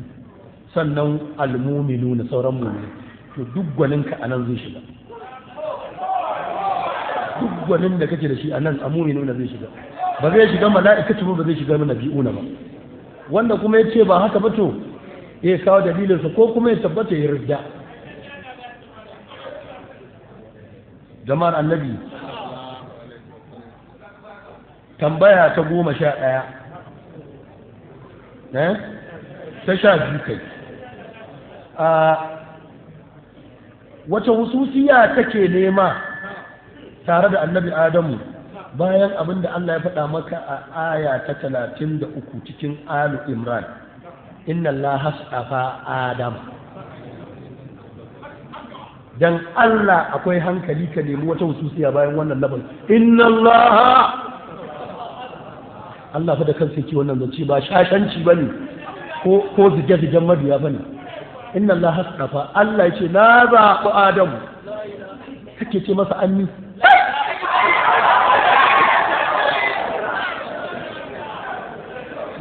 Wacce hususiya kake nema ga annabi Adamu bayan faɗin Allah a suratu ɗaha aya ta 122, sun majtabahu rabbuhu fataba alaihi wahada. Akwai wata hususiya duk hawasun da kake faɗa, akwai wanda yake da ɗaya biyu a raba wannan miliyan. Sun majtabahu fataba wahada, kana neman hususiya am ala qulubin aqfaluha. Tambaya ta 13, alqur'ani ku ji da kyau, ya sarraha mana ƙarara ko ba a ji. Mu koma suratul ma'ida, ka karanto min daga aya ta 28 zuwa ta 47. za ka ga Allah yana ce watulu alaihim naba abnai adama bil haqqi, watulu alaihim naba ibnai adama bil haqq. Karanta musu labarin ƴaƴan Adam, ko razance ka tafi ka kora wannan aya har zuwa inda Allah ya gama labarin ibnai Adama, ya kuma labarin annabi Musa, ya kuma labarin annabi Isa, ya rufe da labarin sayyidina Rasulullahi. Bayan ya yi labarin waɗannan annabawa 4 a jere, sai ce da kullum ja'alna minkum shir'atan wa minhaja. Kana ganin wuyan kai kaurin kafin da Adamu bayan Allah ya shigar da shi. Ya faɗa Adamu a farko, sannan annabi Musa, sannan annabi Isa, sannan shugaban halitta, sannan ce da kullum ja'alna minkum shir'atan. To wace shari'a kake nema? Kace bai da shari'a. Ga Allah yana cewa ja'alna shir'atan, kuma shi ne a farkon lissafi. Addini ya zama wasa. Tasaddara littadrisi kullu mahawwatin jahulin li yusmabil faqih al-mudarris. Hatta li ahli al-ilm an yatamassalu bi baytin qadimin sha'a fi kulli majlisi laqad hazala hatta bada min hazaliha kullaha wa hatta samaha kullu muflis.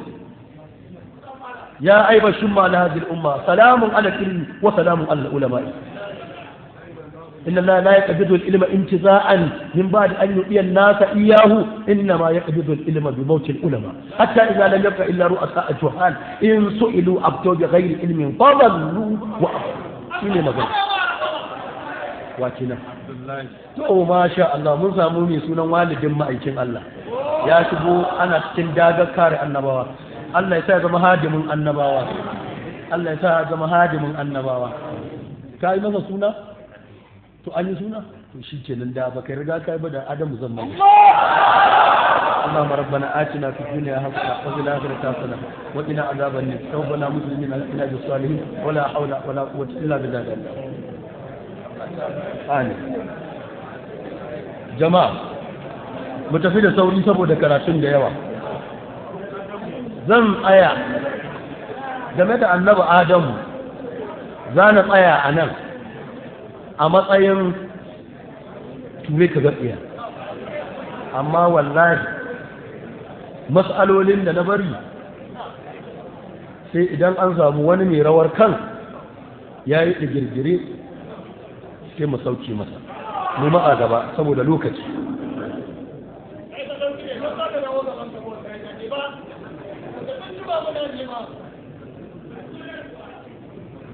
alhamdulillah ce abin da ya gabata annabta misala daga zuwa maza sanama an gama da kansa ba za a kara ba kuma ya zama alfati da ma'a gulina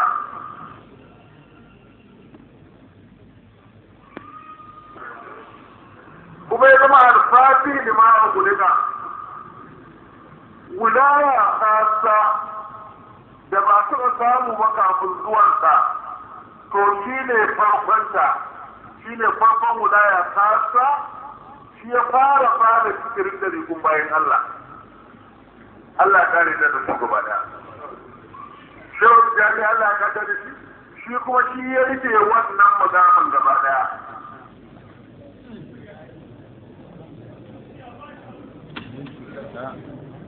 to wannan kalmar ina ganin sai mu wuce tuka maganar wilaya amma da khassa ce kuma mun yi bayani akai cewa shaci faɗi ne shirman banza da wufi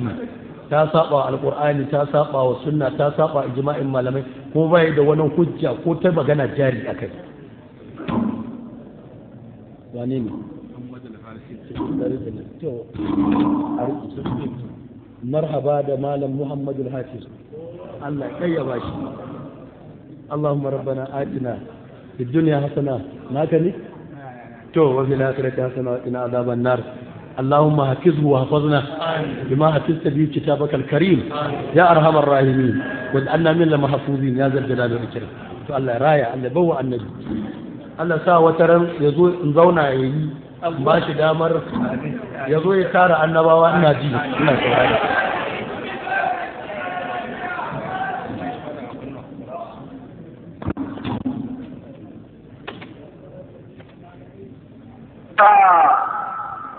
annabi isa alaihi salam shi ne zai rufe wulaya amma idan annabi isa ya sauka nan gaba to ba za a ƙara samun wanda zai bi na Allah ba da ya tafi an kare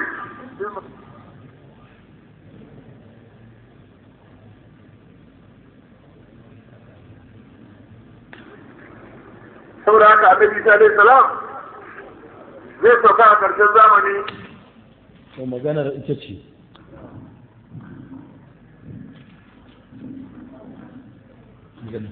wani ya haɗe tun da ya fara gama su annabi ami wali ami zai sauka bai da shari'a ya taɓa zuwa a baya annabi fasi yana da risala amma a cikin yanzu na gaba ba ya da shari'a sun shara maza Allah sallallahu alaihi wasallam mutum da ya ba annabi sallallahu alaihi wasallam nan ya zama annabi amin ya zo sai sofa annabi amin sannan ba ya da dariƙa saboda shi da raga da lafi ya rike zuwan dariƙu daga zuwansa daga kan tijaniya babu wata dariƙa yanzu da ka zai dariƙar tijaniya ne in Allah ya kawo to ya zama wali amin kuma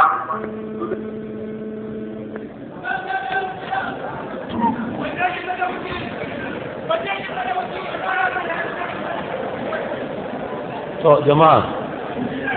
abin da ya ce annabi isa zai dawo yana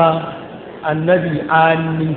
ba ma annabtar ba bayan ya mai salbin risalar da Allah ya danka mai ya gama har wilayar ya mai salbin ya mai da shi gama gari a cikin waliyan gama gari zai dawo to ya dawo ya yi in haka ne to bari mu tafi da gudu a kafin in ba shi amsar wannan magana da ya ce annabi isa idan zai dawo gama gari annabi gama gari wali cikon gari kuma zai karɓi ɗariƙar da shi yake yi ya zama muridin shehinsa to bari akwai wata kalma da Allah ya sa da ita ya fara to zan sa shi ya faɗe ta don ta fara zama muƙaddimar raddi gare shi Allah sai ya ɗora masa kafin ya fara majalisin ya ɗaure kansa da jijiyar jikinsa domin da ayat da take cewa man yu'azzim sha'air Allah fa innaha min taqwal qulub da ita ya buɗe mai girmama ayoyin Allah wannan na daga cikin alamar tsoron Allah to kun ga wannan ya zama mu'jiza ta annabawan da karamar waliyan da zai wulakanta cewa kenan akasi wanda kuma ya tozar ka sha'ir Allah wannan alama ce ta baya tsoron Allah. To bari ya bada bacin zan aji wannan karama ko mu'jiza da Allah ya bayyana tasu da shi bai gane ba. Kamar yadda farkon wulaya amma wanda ya fara buɗe ta a duniya annabi Adam alaihi salam. Annabi Adam alaihi salam ya zo duniya ba ya da dariƙa ba ya da shari'a. Saboda shi ne farkon wali ami annabi ami. Kamar da annabi ta ce irin wannan mukamin.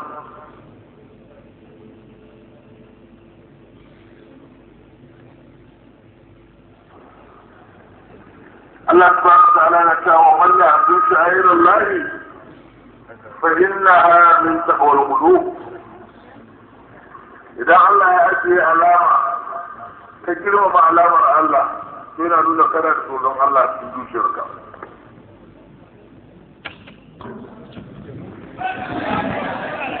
To wannan ni na ɗaukar mu'jiza ce ta annabawan da zai cakke ta. Dan abun cin zarafin yana gaba sai an zo kan manzon Allah.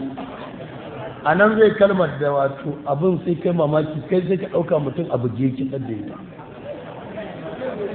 To a tara hankali.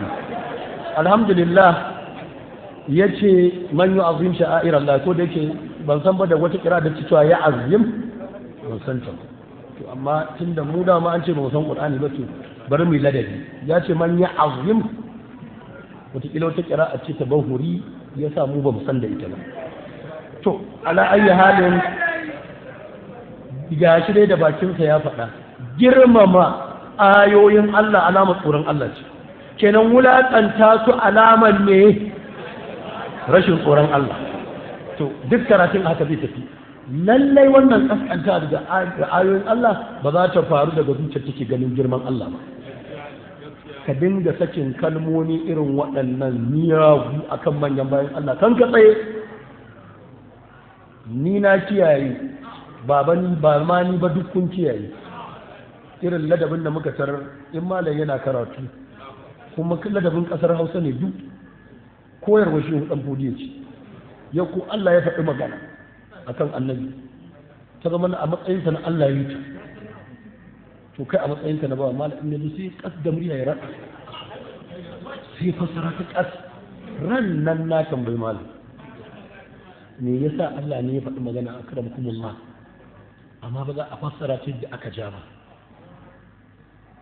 Malam ce sadda aka ja kace Allah ne ya faɗa amma fassara ni nake yanzu idan zan ce ka kira min uwarka ya zan ce maka na ce sunanta za a faɗan ya ce to in ka je kai sunan nata za ka faɗa mata sai na kasa tashi saboda na samu ilimin shekaru masu yawa a minti ko ƙasa da minti sai in zan ce ka kira min uwarka kaga ita ma isa yana nuna usiya a magana dan ka gani abu na nan ba ta zama zagi ba amma da wani ya biya sai yadda rigar kaga duk karatu yake biyan yace in zan ce ka kira mun uwarka wa zan ce maka nace sunanta ake faɗa yace in kai ka je sunan uwar ta ka za ka faɗa sai na shiru. To ma'ana yin Allah ya ce wajaraka ballan a matsayinsa na Allah kai kuma sai ka gaya masa haka. To Allah fa ne ya faɗa ake wannan irin kafa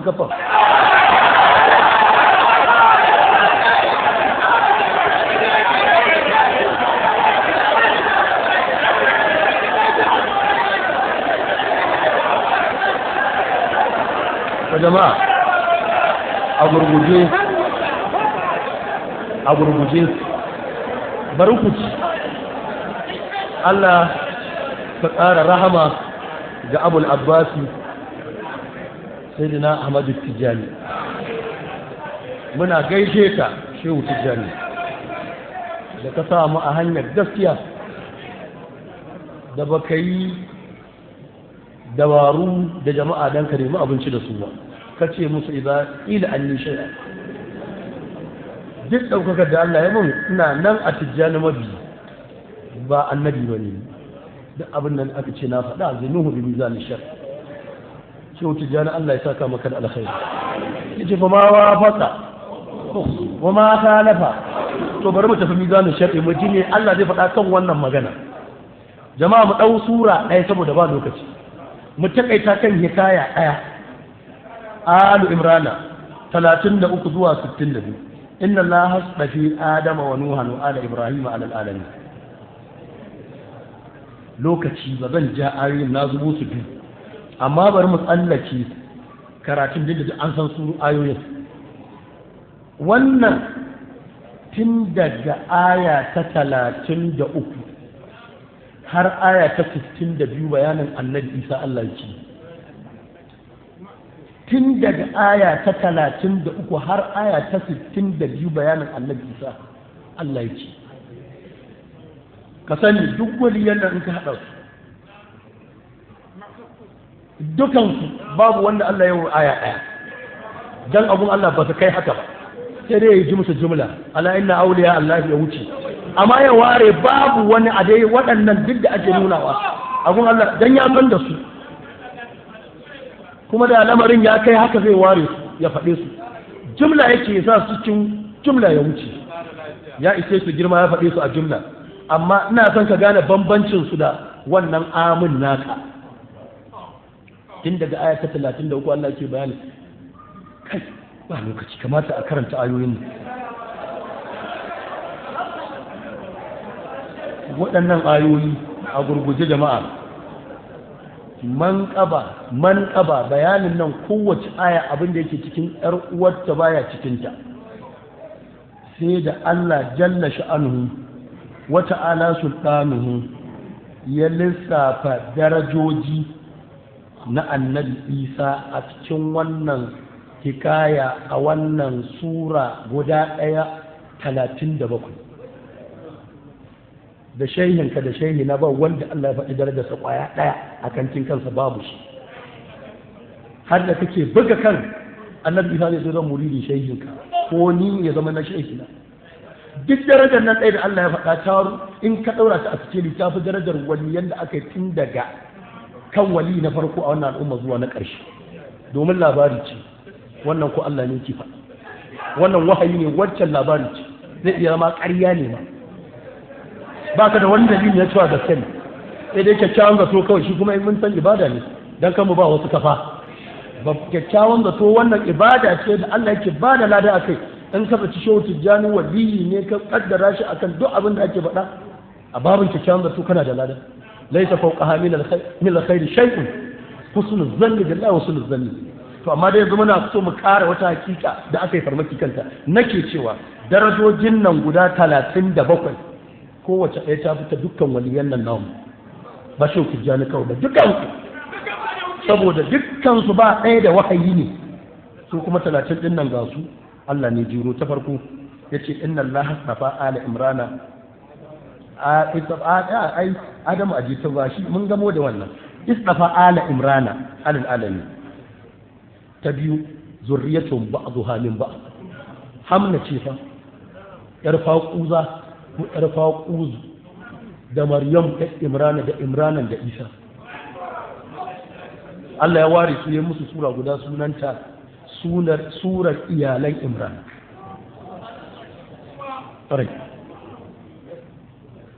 ta uku rabbi inni nazartu laka ma fi badani muharrara ba lokaci karatu tuka ta hudu wa inni uiduha bika wa zuriyata min ash-shaytanir rajim bukhari anan ya rawaito da muslim hadisi 4548 3366 daga abu hurairah da wannan su ma min mauludin yulad illa wa shaytanu yamassu hina yulad fa yastahillu sarihan min masu shaytani illa maryama wa ibnaha duk da mu annabi muna cewa tawali'u ne shi annabi ne a farko to amma yanzu muna magana sai da Isa yace duk wani da aka zo haifatar shaytan ya zungure shi ya kuka amma da yazo zai zungure Maryamu da danta sai aka sa hijabin haske sai ka fafu da shi ka gaya mun a cikin waliyanmu waye samu wannan da an samu ne wannan annabi ya faɗi ga wani wali za a yi da shaytan ne na faduwa za a dinga sujjada ana yi masa bauta wannan ɗaya ce wa inni uizu ha ƙarƙashin wannan tafsirin bukhari kawo wannan kenan a manqaba ta biyar wa ambata hana bata masal ta shida inna Allah dafaki ta bakwai wa daharaki ta takwas wa dafaki ala nisa'il alamin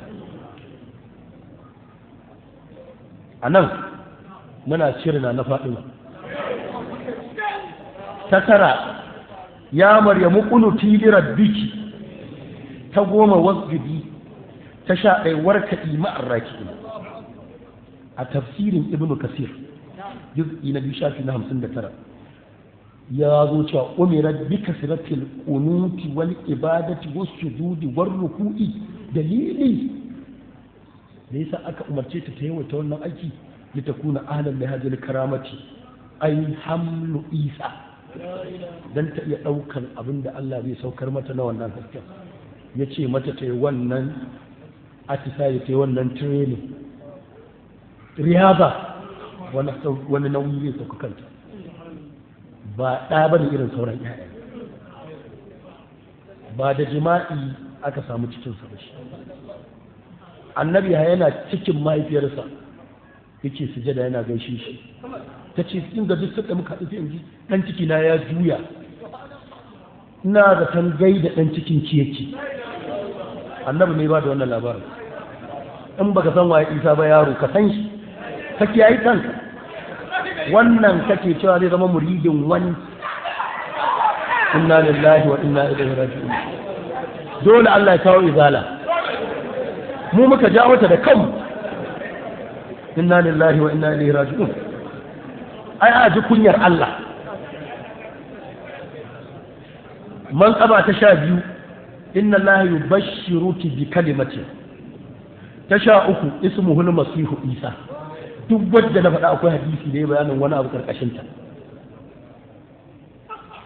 annabi ya ce almasihu bil barakati an mulke shi da albarka sama da ƙasa shine masihu ba a haifo shi ba sai da Allah ya sa aka yi masa aini aka mulke shi da albarka sama da ƙasa shine almasihu in ji manzon Allah amma har sun ka gaya min waye ke da shi kyakkyawan da su ne kawai man ƙaba ta 14 wajihan fi dunya wal akhirah tasha 5 wa min al muqarrabin tasha 6 wa yukallimu nas bil mahdi wa kana tasha 7 wa min as salihin tasha 8 wa yuallimuhu al kitaba tasha 9 wa yuallimuhu al hikmata ta 20 wa rasulan ila bani isra'ila ta 21 inni akhluqu lakum min al-tin ta 22 fa anfuku fihi fa yakunu ayra ta 23 wa ubri'ul akmaha wal abrasa ta 24 wa uhyil mauti ta 25 wa unabbi'ukum bima ta'kuluna ma tadakharuna ko tadakhiruna a wata qira'a ta 26 musaddiqan lima bayna yadayya ta 27 uhillu lakum uhillu an ba shi damar ya halatta abinda daga dama ta 28 ji'tukum bi ayatin min rabbikum ta 29 rafi'uka ilayya gaba ɗaya zan ɗauko ka dawo guna ƙarshen fazanci ce nan Allah ya ce ƙyale su kana zan sa a tattabu ka a kawo min kayana kake yayi kanka wannan kake sa zama muridin wata ɗariƙa Allahu akbar yanzu muka gane sirrin izala muka gane mun jawo komai na Allah da dalili la yugairu wa bi qawmin hatta yugairu ta 30 wa mudassiruka ta 31 wa ja'ilul ladina tabauka fawqa alladhina kafaru ta 33 huwa fil ladina amanu bika ujurahum ta 24 ta 34 ma'aziratan zalika alladhi yutla min akhbarika min ayatin lahi labaran wannan naka ayoyin mu kaga Allah na ce gaba ɗaya rayuwar annabi sa ayar ce ayar Allah kake takawa haka kan ka tsaye ta 25 ta 35 ma'aziratan al-lissafin ne yace annabi ta ce al-haqqu min rabbika al-haqqu min isa haqquni min ar-rabbi haqqu sunan Allah ya tantance isa ta 36 labarin Isa ya ce da huwal qasasul haqq, labari ne na garanti ba caci faɗi bane.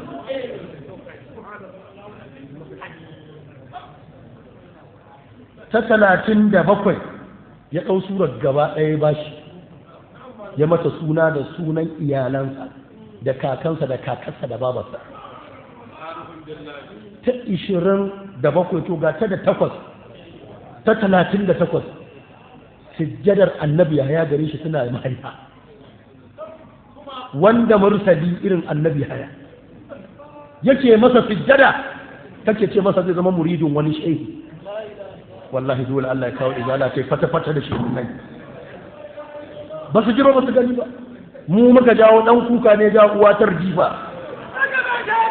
ko a gyara ko ya gyara.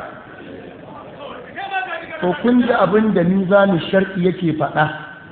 a cikin Qur'ani. Bari mu dawo sunna. Buhari hadisi na 3180,